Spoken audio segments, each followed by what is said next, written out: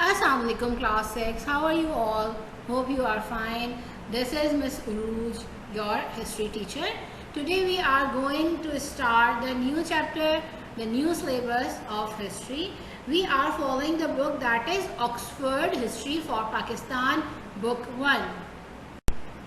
Now class, in this lecture, what we are to cover, the topics are introduction, definition of history, importance of history, introduction of first test syllabus, the introduction of first chapter, that is why learn history, and measuring time, and also give you home task.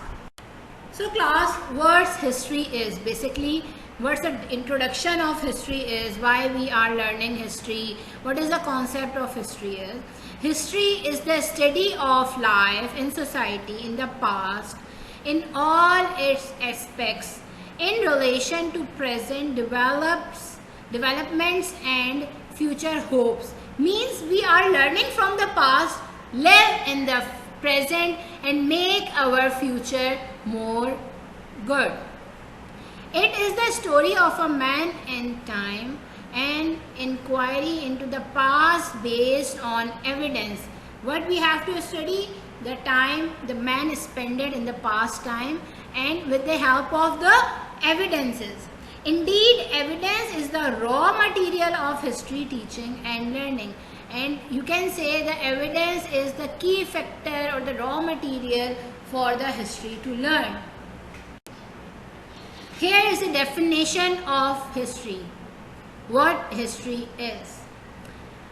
History is a narration of the events which have happened among mankind, including an account of the rise and fall of nations, as well as of other great changes which have affected the political and social condition of the human race. So it gives the past experience, the up and downfall of the mankind and all the nation and the great change which have implement on the political and the social condition of the human being. History is a Greek word, okay, and it tells us the truth which happened before with the evidence in a form of storytelling. Now moving towards the importance of history. History is important. In centuries past, this statement would have seemed self-evident. Ancient cultures devoted much time and effort to teach their children family history. It was through that the past helps a child understand who he is. Modern society, however, have turned its back on the past.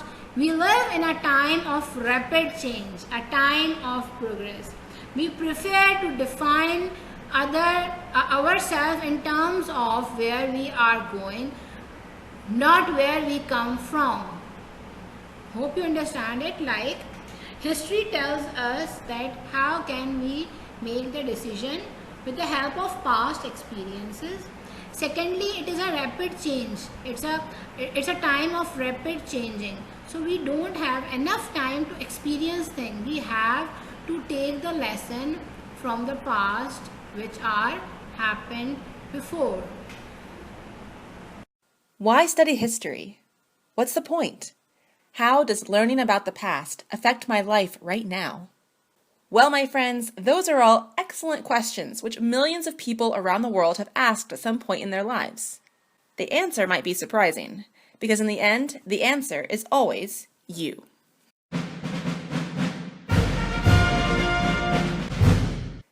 Let's start with an important distinction.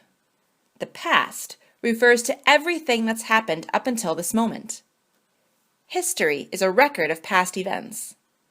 When we study the past, we examine pictures, letters, videos, legal documents, and much more, which give us glimpses into other time periods. But why study history at all, you're wondering? What does it all have to do with me? George Santayana said, Those who do not remember the past are condemned to repeat it. It's a powerful lesson, but it's not the full story. See, humans are creatures of habit who have a tendency of making the same mistake over and over again. Think about it. How many times have you promised yourself you'd get your work done well before the deadline, yet find yourself working furiously the day before it's due? Each time you tell yourself that next time you'll do things differently, yet you never quite learn the lesson. All right, so maybe it's hard for humans to learn from their mistakes. So why study history? It can be said that we learn about history in order to understand how to become a change champion, someone who finds a way to break the pattern and create change in their community. History is full of inspirational leaders who teach us about standing up for our beliefs. But that's still not the whole story. History doesn't involve simply learning about the big mistakes or the change champions. History is filled with larger-than-life characters who take on a starring role in history books. These people use their power, good or evil, to create change, but they are nothing without the ordinary people who support them. You see, history is so much more than wars and empires and famous buildings.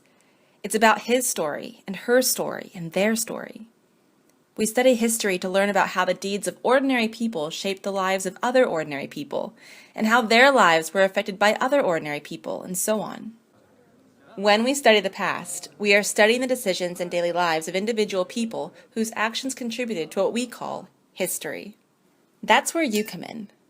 Every action you make and every word you speak becomes part of something bigger than you can possibly imagine. We learn about history because it's his story and her story and their story and your story. So why study history? Look around. You're in the middle of creating it right now. Study the past so that the history you're writing today is something worth learning about tomorrow.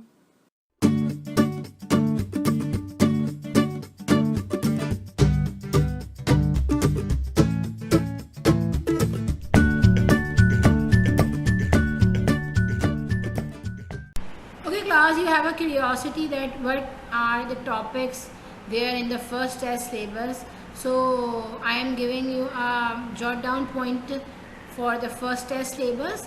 The first test syllabus included these topics. These are why learn history, measuring time, the world in the beginning, discovering the past, the old stone age, the new stone age, the age of metal. We are explaining each and every topic separately in different slides and hope you understand them well. Okay class, the topic or the chapter is why learn history and measuring time. For the introduction, we are saying history is a study of life in society in the past in all its aspects in a relation to present developments and future hopes. It is a story of man in time and an inquiry into the past and based on evidence.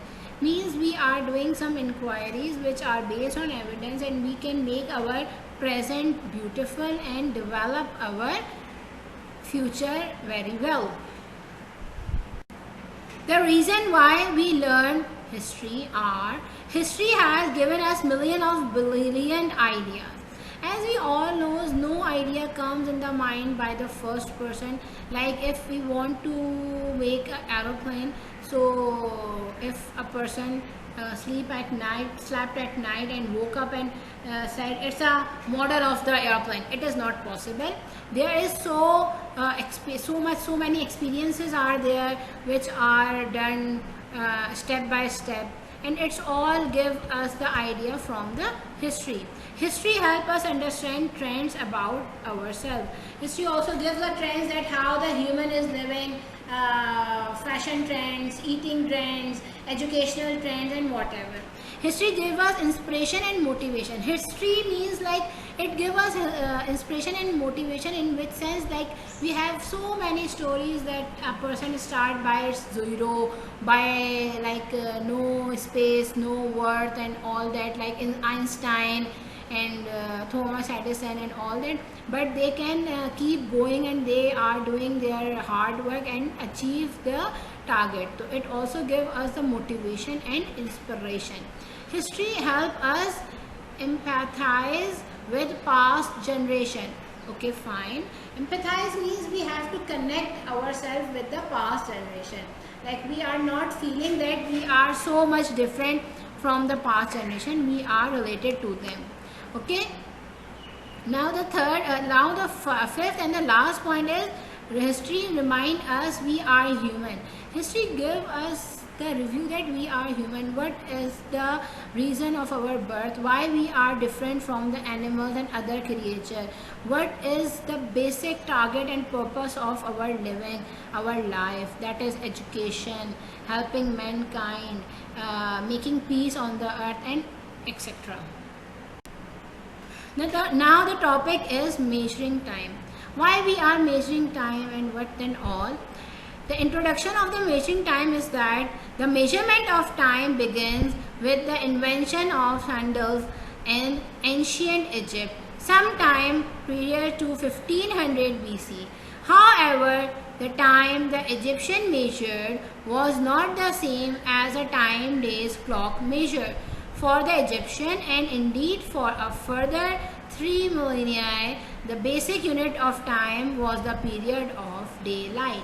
Like the measuring time is starting so pastly from Egypt or ancient Greek and all that, and they are gradually comes to the clock hour. They are first of all they are appreciating about the daylight timing and all that, but after that day by day they are changing and having progress and make a wall clock and all, but a clock or watch or the time zone, and with the help of longitude and latitude and all that. Okay, hopefully class you understand the topic. Now it's a home task I will give you, that is you have to read the chapter Why Learn History and Measuring Time completely. It help you in the further discussion of the lesson. Review the background of the history and its importance on the links attached. These links are present on the YouTube and you have to go and search for it, and it give you the brief explanation.